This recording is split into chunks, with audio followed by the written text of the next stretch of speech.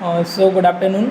आज के लेक्चर में हम समझेंगे मस्कुलर सिस्टम चैप्टर 6। हमारा न्यू चैप्टर स्टार्ट हो चुका है, जॉइंट वाला हमारा कंप्लीट हो गया है, राइट। तो अभी इसके बारे में हम देख लेते हैं इसके अंदर क्या क्या पढ़ने वाले हैं हम, और आज के टॉपिक में हम किसके बारे में डिस्कस करेंगे। तो सबसे पहले आज हम देखेंगे इंट्रोडक्शन, इसके टाइप्स के बारे में, फंक्शन और properties of the muscles.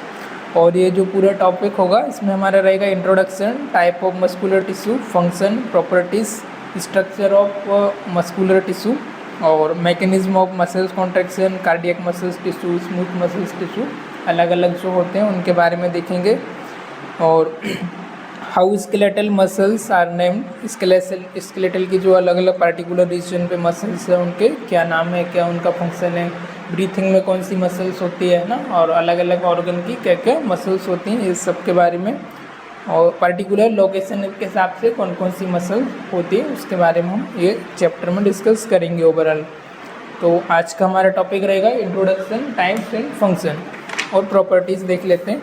Introduction क्या होता है, जैसे आपकी बॉडी है, बॉडी आपका स्केलेटल में हमने देखा ऑल ओवर बोन्स के बारे में, लिगामेंट, टेंडोन के बारे में, इसमें आ जाता है आपका स्केलेटल सिस्टम।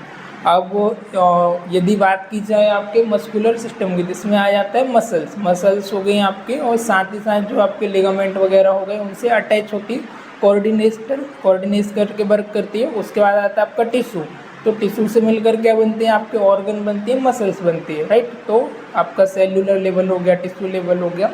तो हम टिश्यू भी देखेंगे कौन से टिश्यू से मिलकर के कौन सी मसल्स इसमें बनी हुई होती है, राइट। तो टिश्यू के बारे में भी समझेंगे कौन कौन से टाइप्स होते हैं मसल्स के, क्या टाइप है, क्या इनकी प्रॉपर्टीज़ है, क्या पार्टिकुलर फंक्शन है, और कौन सी बॉडी के लोकेशन पे कौन से ऑर्गन में कौन सी मसल्स होती है। तो अभी जैसे अलग अलग कुछ वॉल्यूंट्री मूवमेंट होता है, कुछ का इनवॉल्यूंट्री होता है। वॉल्यूंट्री मतलब कि इच्छा से मूवमेंट करना, जैसे अभी मैं हाथ हिला रहा हूँ तो इसमें मेरी इच्छा ही भाई मुझे हाथ आगे की ओर करना है। कुछ होता है इनवॉल्यूंट्री जो कि खुद से होता है, जैसे कार्डियक की मसल्स है तो खुद से पंपिंग करती है, आप उसको चाह कर भी नहीं रोक सकते हो। दूसरी आ जाती है आपकी आई बॉल की पलक का झपकना, आप सोचो कि नहीं मुझे पलक नहीं झपकना है ना, ब्लिंक नहीं करना है, तो वो पॉसिबल नहीं है। तो वो एक इनवॉल्यूंट्री मतलब अनैच्छिक आपकी इच्छा नहीं है, फिर भी वो ऑटोमेटिकली मूवमेंट होता है। तो इस तरीके से अलग अलग मसल्स होती है, सबका अपना अपना पार्टिकुलर फंक्शन होता है, प्रॉपर्टीज़ होती है, अपना अपना नाम होता है। तो सब मिलकर के जो आपस में कोऑर्डिनेट करके काम करती हैं, 700 अप्रोक्स होती है। और सब मसल्स मिलकर के कनेक्टिव टिश्यू से मिलकर के बनी है, कोई अलग अलग टिश्यू से, तो सब कोऑर्डिनेट करके जो वर्क करती हैं उसको सबको इंक्लूड करके सब स्ट्रक्चर को मिला के एक सिस्टम बनता है। जैसे स्केलेटल में देखा हमने अलग अलग पार्टिकुलर बोन है, तो सब बोन को मिला के क्या बना है, एक स्केलेटल। तो एक सिस्टम बन गया भाई, स्केलेटल का पूरा सिस्टम हो गया। ऐसे कार्डियक सिस्टम हो गया, ऐसे अलग अलग सिस्टम को डिवाइस किए। तो इसमें मस्कुलर में हम देखते हैं सभी मसल्स के बारे में, राइट। तो सब मसल्स अपना एक इंक्लूड करके फंक्शन जो करती हैं, स्केलेटल हो गया, स्मूथ मसल्स हो गया, कार्डियक मसल्स हो गया, राइट। ये सब मसल्स मिलके इसको हम बोलते हैं muscular system.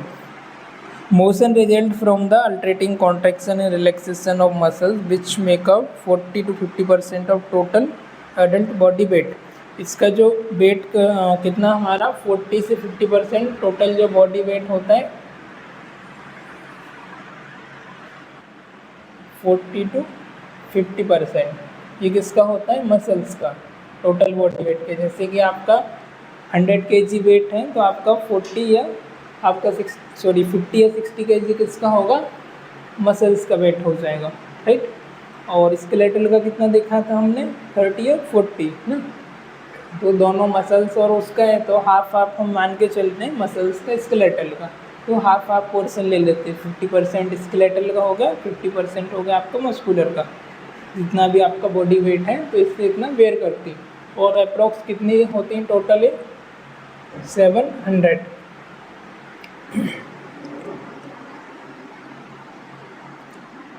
Muscular tissue contribute to the homeostasis by producing movement, moving substance through the body and producing heat, maintain normal body temperature। अब मसल्स का क्या, एक तो होम्योस्टेसिस का प्रोसेस होता है जो कि होम्योस्टेसिस टेम्परेचर को मेंटेन करना, बॉडी के रेगुलेशन को मेंटेन करना, है ना। तो ये तो एक होम्योस्टेसिस का भी फंक्शन करती हैं। अदर जैसे मूवमेंट वगैरह करना, तो एक मूवमेंट का फंक्शन आ जाता है, किसी पार्टिकुलर का कॉन्ट्रैक्शन रिलैक्सेशन का फंक्शन है तो वो अपना फंक्शन कर रही है। किसी के बॉडी के पार्ट को मूवमेंट करना है, हाथ को जैसे मैं मूवमेंट कर रहा हूँ, तो ये भी एक हमारा मसल्स के फंक्शन के ही अंदर आता है। मूवमेंट हो गया, प्रोड्यूसिंग, हीट को प्रोड्यूस करना, बॉडी टेम्परेचर को मेंटेन करना और फ्लूइड वॉल्यूम को रेगुलेट करना, राइट। उसके बाद आ जाता है scientific study of the muscles known as the myology. और जो हम स्टडी करते हैं साइंटिफिक इस फील्ड में, मसल्स में जो स्टडी करते हैं उसको क्या बोलते हैं हम? Myology.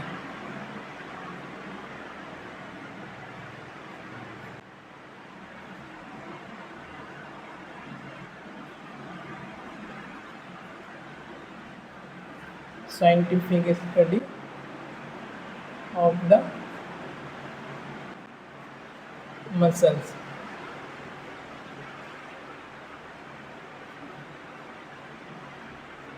is known as myology.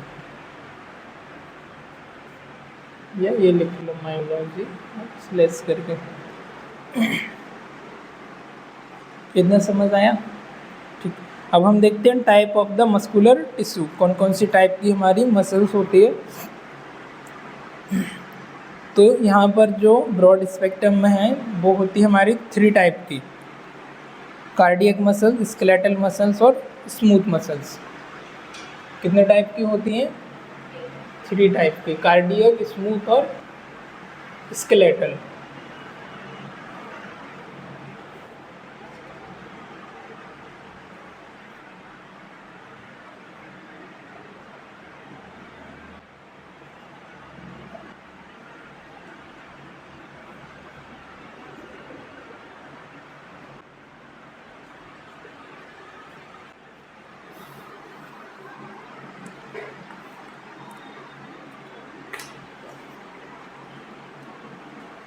अब हम इसमें कंपैरिजन देखेंगे, डिफरेंस देखेंगे कि कौन सी मसल्स किस टाइप की होती है।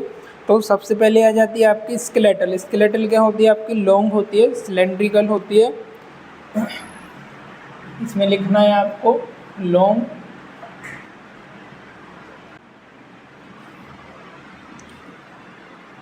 Cylindrical, fibre with many periphery located nucleus.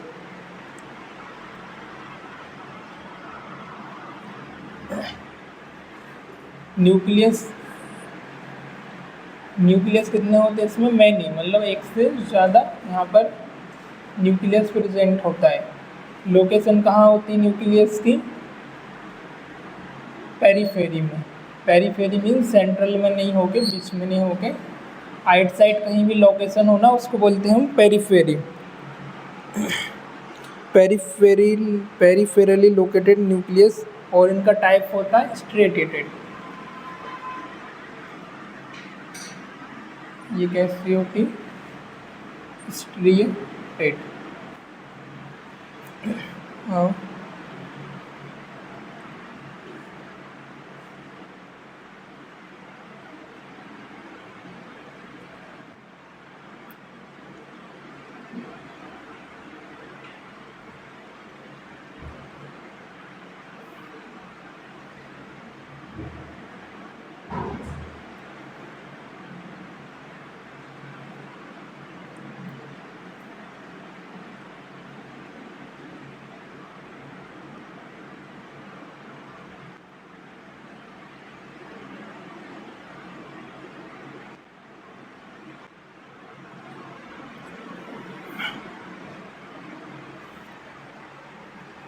ये फर्स्ट पॉइंट इसमें नोट डाउन करो, लॉन्ग। उसके बाद आता है कार्डियक मसल्स।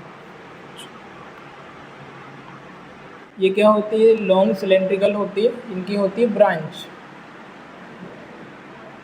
ब्रांच होती है। और सिलेंड्रिकल फाइबर, इसका जो फाइबर होता है वो भी सिलेंड्रिकल होता है। Fibre cylindrical,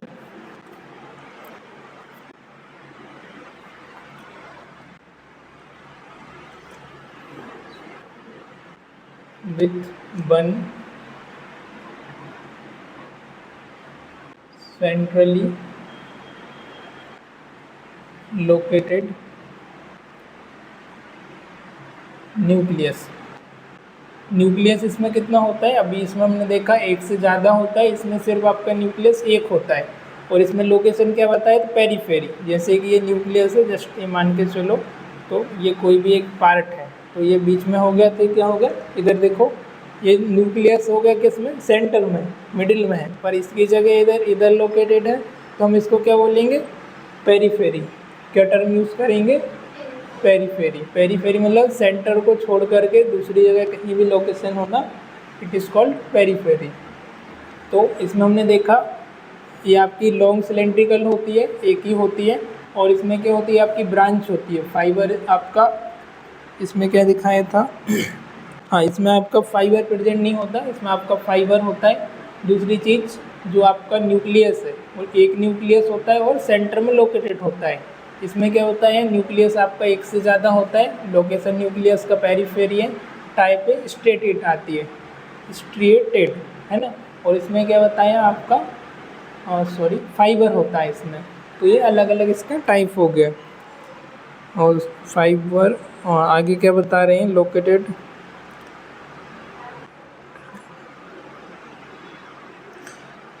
intercalated disc joined together, fiber stated।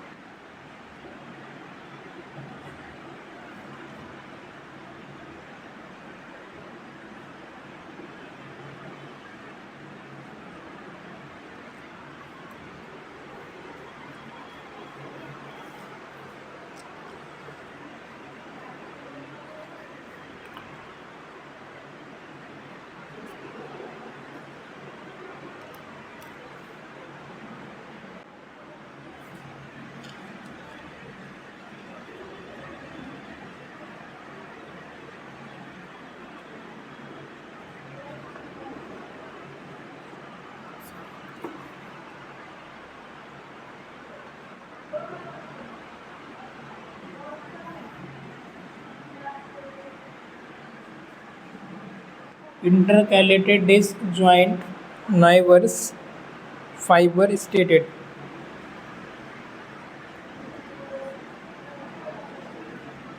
Fibre striated.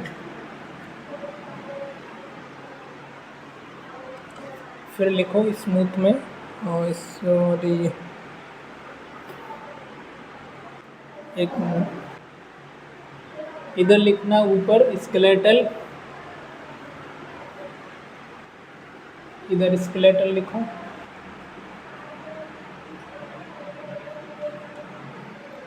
इधर कार्डियक, और इधर लिखो स्मूथ। ठीक। हाँ, अभी जो स्मूथ मसल्स, इन दोनों के बीच हमने देख लिया, अभी देखते हैं smooth muscles. Fibre is thicken in the middle, इसमें लिखना है fibre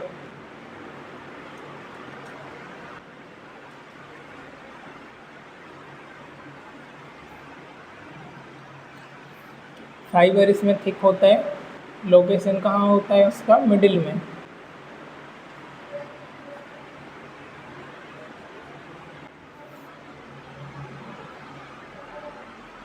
taper at the each and, taper मतलब ईच एंड से क्या होती, पतली होती है, taper at the each and. और वन सेंट्रली पोजिशनेड न्यूक्लियस, न्यूक्लियस भी इसमें एक होता है और सेंटर में होता है। न्यूक्लियस कितना, वन, और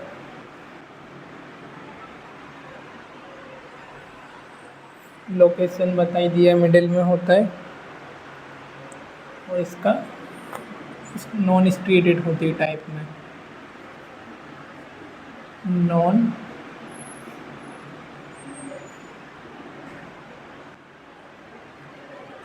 स्ट्रेटेड, ठीक है।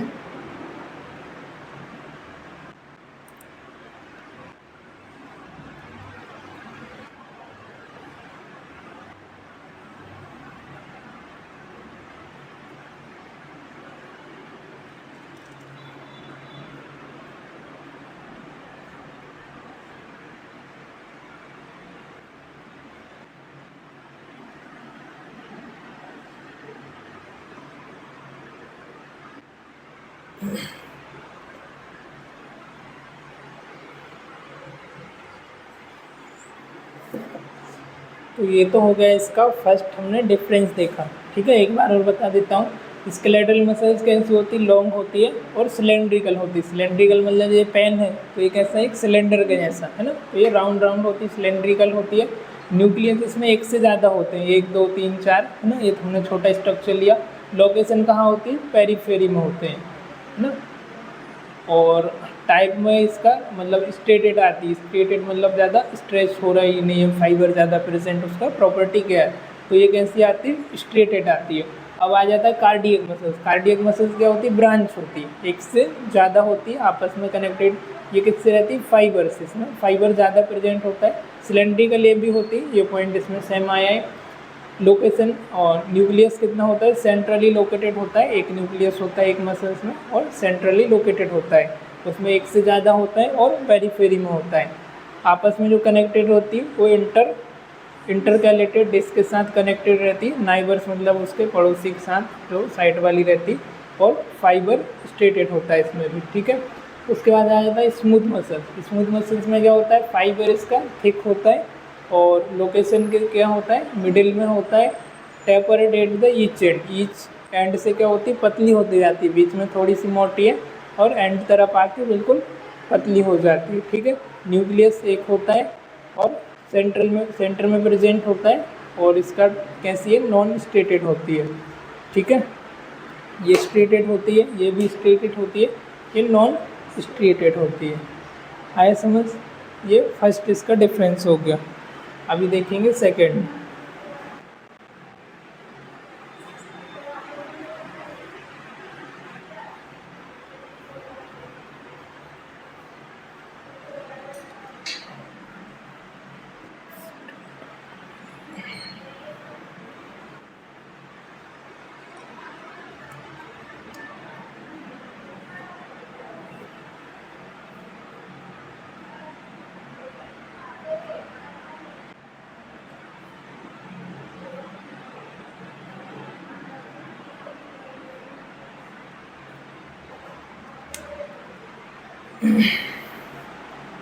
अब इसका देखते हैं माइक्रोस्कोपिक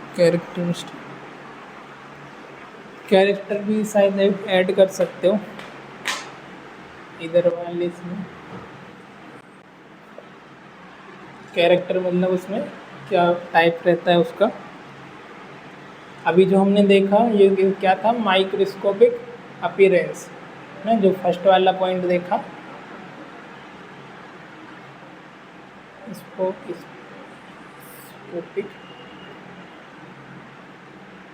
अपीयरेंस मतलब जो नॉर्मली नहीं दिखती है। नॉर्मली मसल्स को देखोगे तो हाथ है मसल्स, ये भी इसमें कोई न्यूक्लियस या कुछ दिखता है क्या, नहीं दिखता है।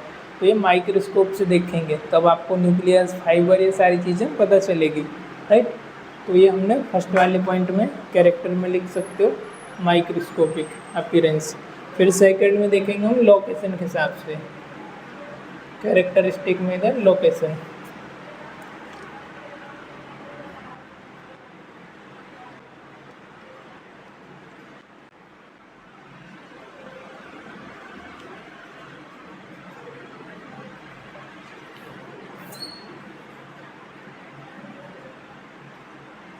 ये वाले पॉइंट में लोकेशन देखेंगे, most commonly attach by the tendon to bone.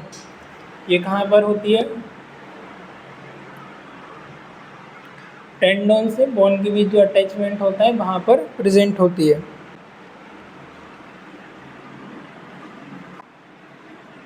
Most commonly attached by tendon to bones.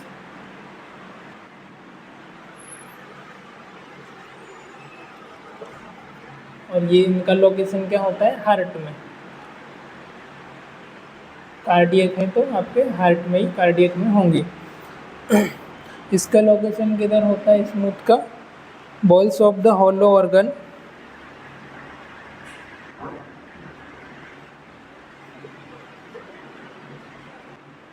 Balls of hollow organ, airway blood vessels, iris, जैसे कि एयरवे ब्लड वेसल्स, आइरिस,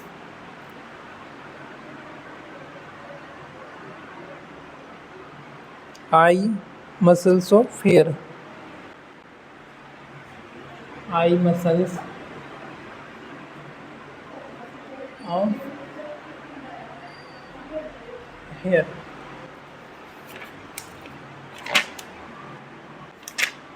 ठीक है। अब इसमें देखा हमने कहाँ की इनकी लोकेशन होती है, तो स्केलेटल होती है वो आपके टेंडोन और बोन्स के बीच में जो कनेक्शन होता है उसके बीच अटैच होती है। ठीक है, टेंडोन बताया तो समझते हो ना? हाँ, पता है ना टेंडोन क्या है? नहीं पता है? हाँ, टेंडोन और जो बोन्स के बीच अटैचमेंट होता है उसके बीच प्रेजेंट होती है। ठीक है, उनको अटैच करने का काम करती है बोन्स को, टेंडोन्स को। जैसे कि ये कोई भी लॉन्ग बोन है आपकी,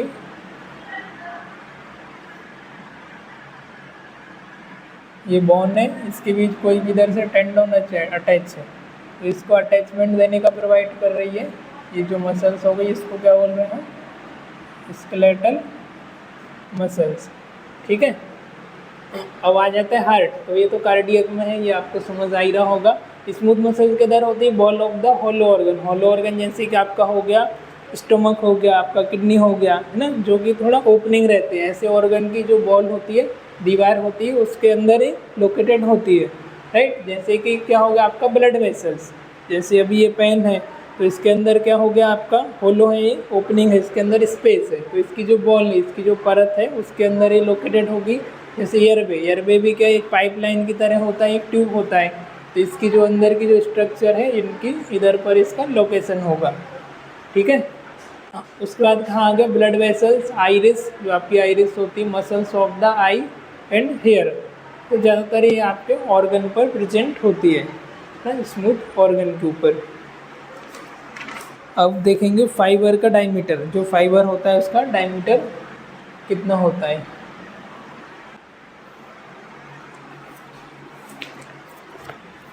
तो फर्स्ट वाले में आ जाएगा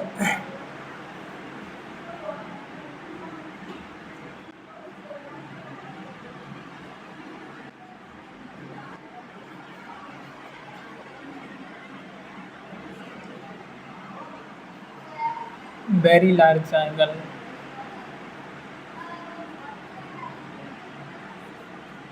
very large 10 to 100 mu m, 10 to 100 mu M.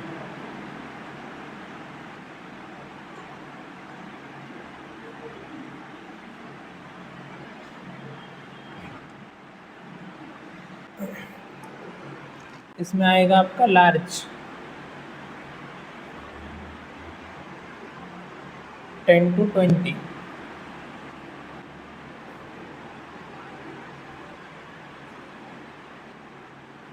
Mu M.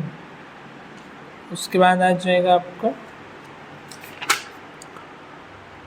Small, इसका स्मॉल में आ जाएगा 3 to 8।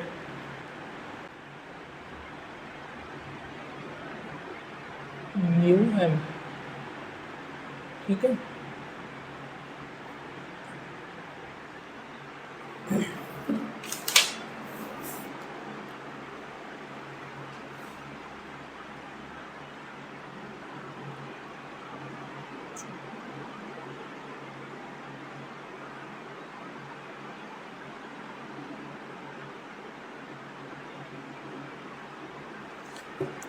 ठीक है, तो इसके बारे में अभी हम इतना ही देखते हैं, ज़्यादा नहीं। पहले भी इसके बारे में बताया है, अभी थोड़ा आगे का देख लेते हैं। इसका ये फ़ोटो निकाल लेना, जिससे आगे का लिख लेना। और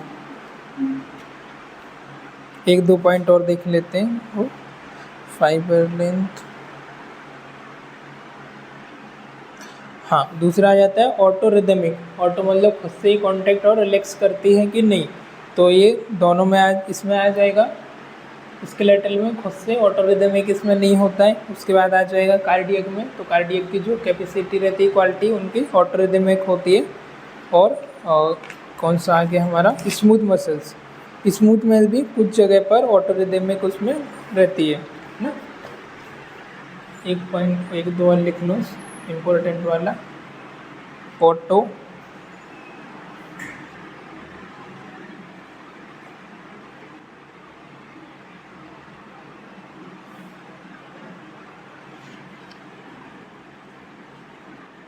ऑटो रिदमिक ना। तो इसमें तो आ जाएगा नो, इसमें yes,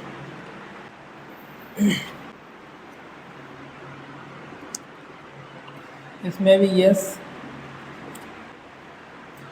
yes in visceral smooth muscles, ठीक। और क्या क्या है इसमें, speed, contraction, nervous system, fast, moderate.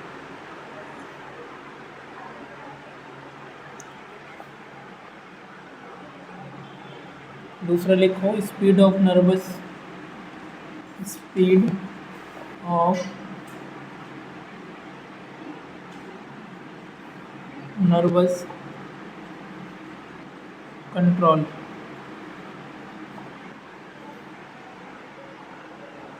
तो इसमें आएगा आपका फास्ट,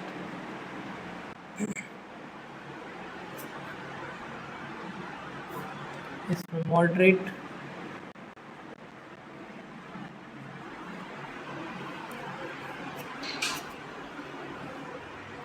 इसमें स्लो।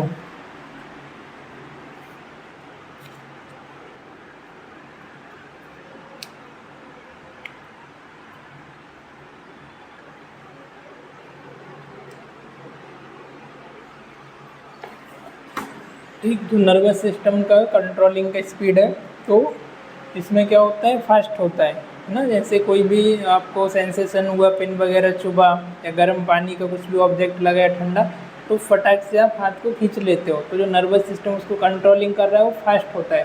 कार्डियक में थोड़ा सा मॉडरेट होता है, और स्मूथ में तो बिल्कुल स्लो होता है। ठीक है, अभी हम देखते हैं इसका फंक्शन के बारे में।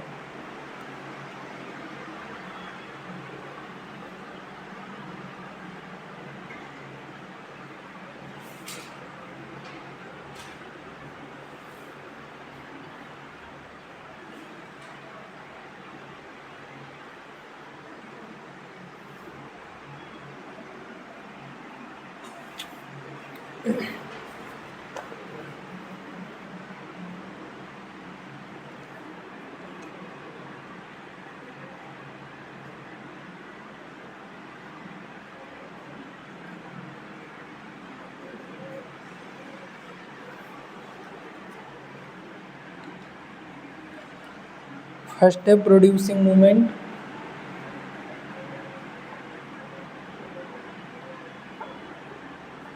और क्या फंक्शन हो सकता है, बोलो।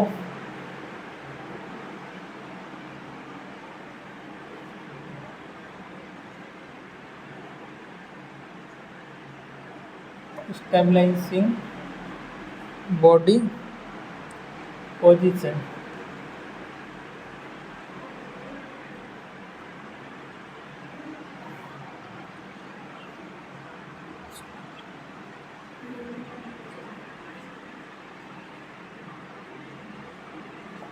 Storing and moving body, storing and moving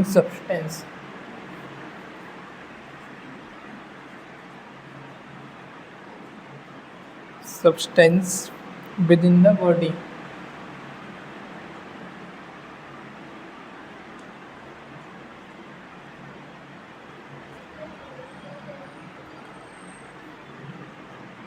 Fourth, generating heat.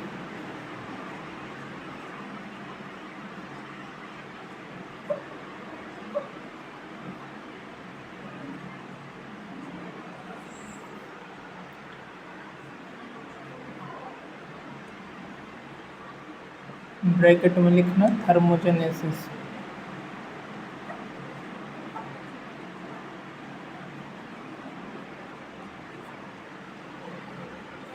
Bracket close.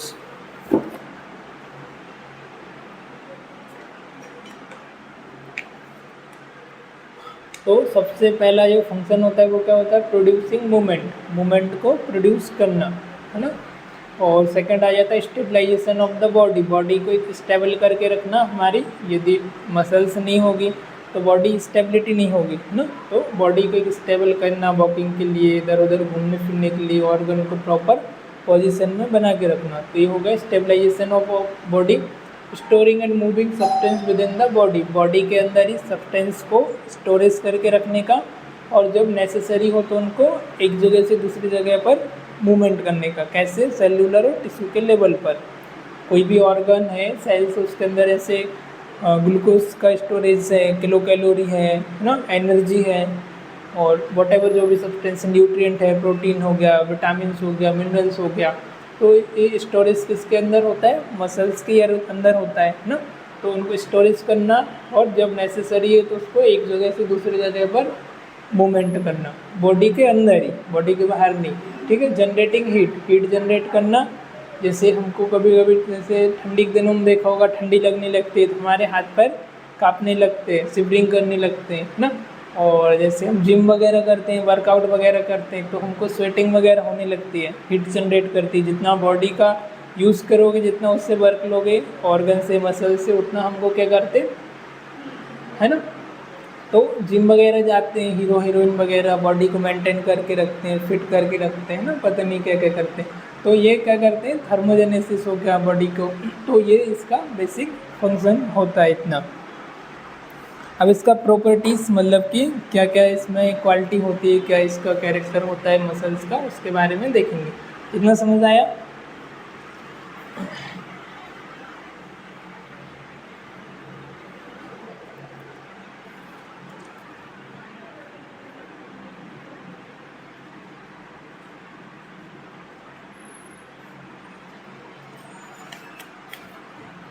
Properties of the muscular tissue, ना, property of muscular tissue, MT for muscular tissue. तो क्या प्रॉपर्टी होगा इसका, फर्स्ट है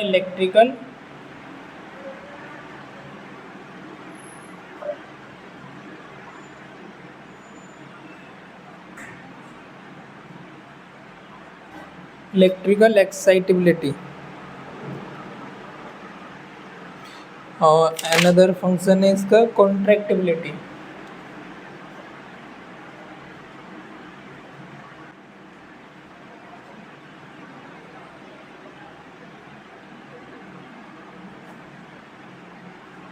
एंड थर्ड फंक्शन है एक्सटेंसिबिलिटी।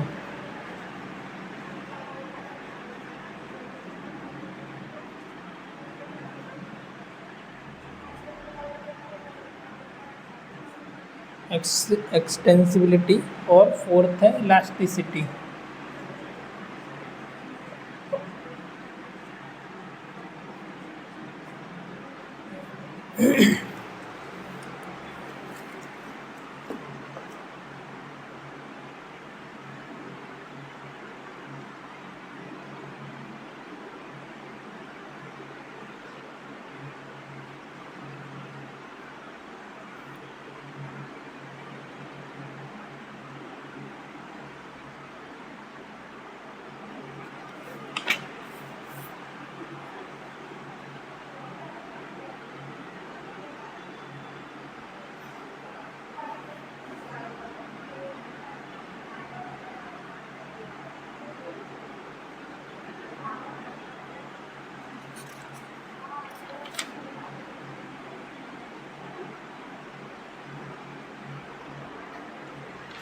इलेक्ट्रिकल स्टेबिलिटी क्या होती है, कुछ भी आपका ब्रेन से इलेक्ट्रिकल सिग्नल आया, कुछ भी मैसेज आया तो उसको रिसीव करना, उसके अकॉर्डिंग एक्ट करना, है ना। जैसे कि कार्डियक मसल्स है तो कार्डियक मसल्स में क्या होता है, कंडक्शन सिस्टम होता है, तो इट सेल्फ कॉन्ट्रैक्ट करती है, रिलैक्स करती है ना। तो ये आ जाता है इलेक्ट्रिकल एक्साइटेबिलिटी में, स्पेशली कार्डियक मसल्स हो गया, उसमें आता है आपका ये न्यूरोट्रांसमीटर हो गए, हार्मोन्स हो गए, उनको और रिकॉग्नाइज करना, उनको रिसीव करना और उसके अकॉर्डिंग उसको एक्ट करना। एग्जांपल कार्डियक मसल्स, रिलैक्सेशन और कॉन्ट्रैक्शन। तो जो इलेक्ट्रिकल एक्साइटेबिलिटी होती है उसको परफॉर्म करना, ये भी मसल्स का आपका प्रॉपर्टी होता है। फिर आता है कॉन्ट्रैक्टिबिलिटी। कॉन्ट्रैक्ट मतलब वापस से वो कॉन्ट्रैक्ट होना और रिलैक्स होना। जैसे कि ये हो गया पूरा एक्सपांड, वापस से हम इसको छोटा करेंगे, वापस से हो गई कॉन्ट्रैक्ट, है ना। ये होना, उसको रिलैक्स होना, रिलैक्स होना और एक कॉन्ट्रैक्ट होना, मतलब वापस से नॉर्मल साइज में आ जाना और जैसे कि ज़रूरत है तो फिर से कॉन्ट्रैक्ट हो जाना। ऐसे ये हो गया रिलैक्स, वापस से हो गया कॉन्ट्रैक्ट, कॉन्ट्रैक्ट और रिलैक्स। फिर आता है एक्सटेंसिबिलिटी। एक्सटेंसिबिलिटी क्या होता है, अब इसमें जैसे कि आपकी कार्डियक मसल्स है तो वो अपना जो नॉर्मल साइज़ है उससे एक्सटेंड होना, वापस से स्ट्रेच होना। जैसे कि एक रबड़ रहती है तो रबड़ को हमने एक बार खींचा, ठीक है, तो वो ऐसा नहीं कि फिर से वो वापस से आप उसको नहीं खींच सकते। एक बार आपने उसको खींच दिया, वापस नॉर्मल साइज में आ जाएगी, वापस से आप उसको और भी खींच सकते हो।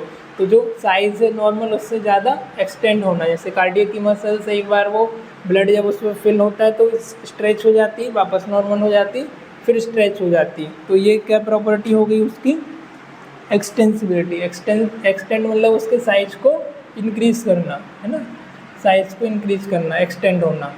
उसके बाद आता है इलास्टिसिटी। इलास्टिसिटी मतलब वापस से नॉर्मल साइज़ में आना ना। जैसे हम कपड़े वगैरह लेते हैं तो हम देख के लेते हैं भाई स्ट्रेचुअल होना चाहिए, है ना। जब हम पहन रहे तो वो थोड़ा, हम जीन्स लेते हैं जैसे आप लोग पहनते हो तो एकदम स्किनी फिट पहनते हो, राइट।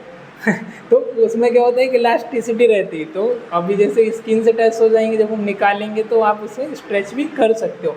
अब स्ट्रेच करने के बाद वापस से नॉर्मल साइज में आना, उसको बोलते हैं इलास्टिसिटी। तो ये दोनों में कन्फ्यूज़न नहीं होना है, ठीक है। एक्सटेंसिबिलिटी मतलब एक बार स्ट्रेच हो रहे तो वो आप उससे स्ट्रेच भी कर सकते हो, दोबारा भी कर सकते हो, वापस से भी कर सकते हो, वो साइज से ज़्यादा एक्सटेंड होना। इलास्टिसिटी मतलब स्ट्रेच होने के बाद वापस से नॉर्मल साइज में आना। अब जैसे कोई नॉर्मल क्लॉथ है, जैसे शर्ट है, तो इसमें इलास्टिसिटी नहीं है, पर जैसे हम कोई स्ट्रेचुअल लेते हैं तो उसमें इलास्टिसिटी की प्रॉपर्टी आती है, राइट। तो अभी एक्सटेंसिबिलिटी और इलास्टिसिटी जैसे कुछ जो ऑर्गन्स होते हैं वहाँ की मसल्स में पार्टिकुलर ज़्यादा होती है, स्पेशली जैसे फीमेल्स में। जैसे एट द टाइम ऑफ जब नॉर्मल डिलीवरी होती है या जब प्रेगनेंसी कंसीव होती है तो बेबी का जब ग्रोथ होता है तो जो आपका यूट्रस होता है आपका, वो कितना आपका नॉर्मल साइज से आपका आपका 4 टाइम एक्सपांड हो जाता है, 4 या 5 टाइम जो बेबी जिधर डेवलप होता है यूट्रस में वो मतलब इंक्रीज़ हो जाता है। अभी जैसे नॉर्मल देखोगे जब प्रेगनेंसी कंसीव नहीं रहती तो छोटा सा ऐसा पाउच लाइक स्ट्रक्चर दिखेगा इतना सा, और जब बेबी कंसीव होगा तो उससे टाइम से मतलब 4 to 5 टाइम इंक्रीज़ हो जाएगा। उसके बाद आता है सर्विक्स। सर्विक्स मतलब जिधर से वेजाइना से नॉर्मल डिलीवरी होती है तो वेजाइना का साइज छोटा रहता है, पर जब डिलीवरी होती है एट द टाइम तो अपने साइज से मतलब कि 10 टाइम एक्सपेंड कर देती, तभी नॉर्मल डिलीवरी जो होती है पॉसिबल होती। तो सर्विक्स में कितना होता है 10 टाइम, ये जनरल मतलब क्विज के लिए मैंने बता दिया। और जो यूट्रस होता है उसमें 4 टाइम, लिख लो।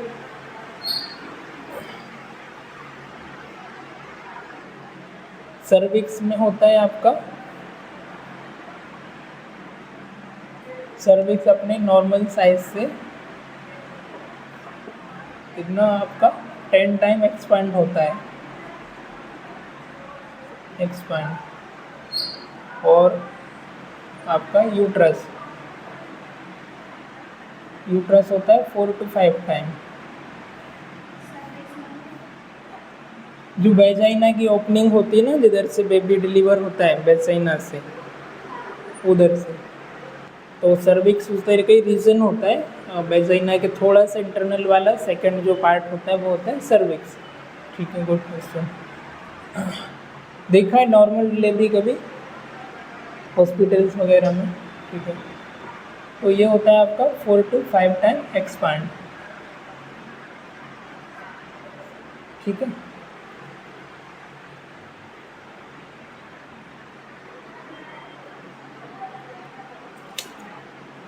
चलो बाकी का अगले लेक्चर में डिस्कस करते हैं। इतना समझ आया? ठीक। तो आज के लेक्चर में हमने देखा मसल्स के बारे में, इसका इंट्रोडक्शन क्या होता है, टाइप ऑफ मसल्स क्या हैं, अलग अलग तीनों टाइप की हमने मसल्स देखी, कार्डियक, स्मूथ और स्केलेटल, इसका फंक्शन देखा, और finally properties of the muscles. तो ये इम्पोर्टेंट है, फंक्शन, प्रॉपर्टी और टाइप। ठीक है, याद होना चाहिए। चलो आज के लिए इतनी, स्टॉप कर दूँ।